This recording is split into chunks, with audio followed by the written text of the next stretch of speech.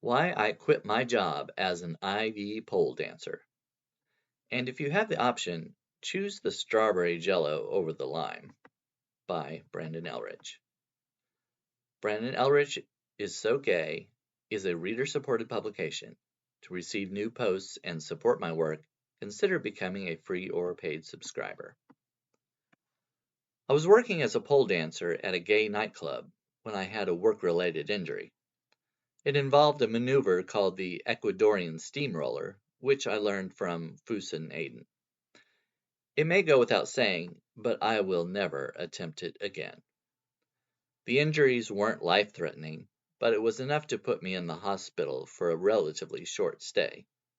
When you rely on nightly performances to pay your bills, even a brief stint in the hospital can keep you from a trip to the laundromat with a hamperful of thongs.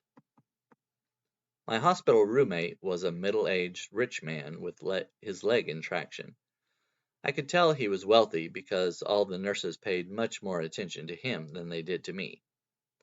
I asked for a snack, and the nurse said, "You didn't eat your lime jello from lunch," before walking out.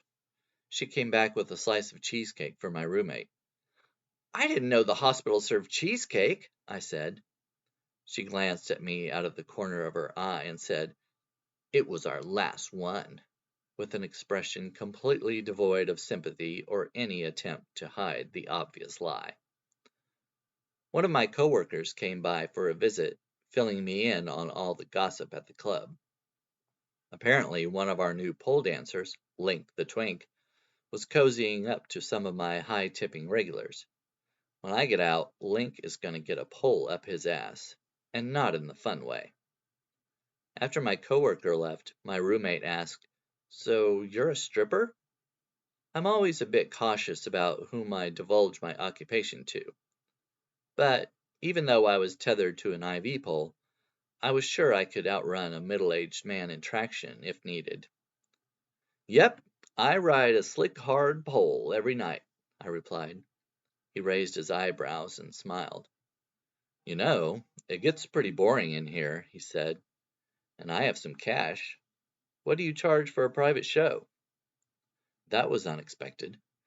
I was immediately inclined to decline the offer, but why should I lose out on all my tips while being emotionally assaulted by Nurse Ratched? I ruefully regarded my hospital gown and bracelet. It may not be the sexiest performance I've ever given, but I'm sorry to say that I've done more for less. My gaze ran along the tube from my arm up to the hanging bag of fluid. It's still a pole, right? Being on wheels might pose a problem, but then I started imagining myself twirling and rolling across the room. I might even come up with something I could use in a future act. Plus, if L. Becker could do it, so could I. I gave the guy my price, and he readily agreed. I guess I should have asked for more. I flipped through the music channels on TV and was lucky enough to find a Lady Gaga video playing. I started with some simple moves and tried to act sexier than I felt in a flowing hospital gown.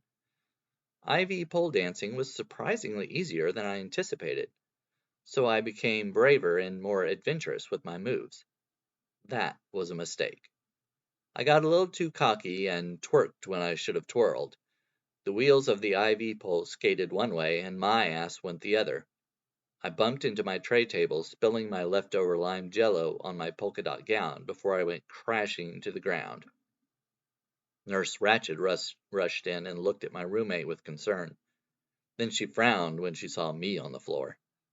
She walked over, looked down at me, and folded her arms. "I was putting on a show," I explained. She rolled her eyes, reached into her pocket, and pulled out $1. She let it fall, turned, and walked out of the room as George Washington's face landed on my chest. Fortunately, my roommate paid my fee plus a generous tip.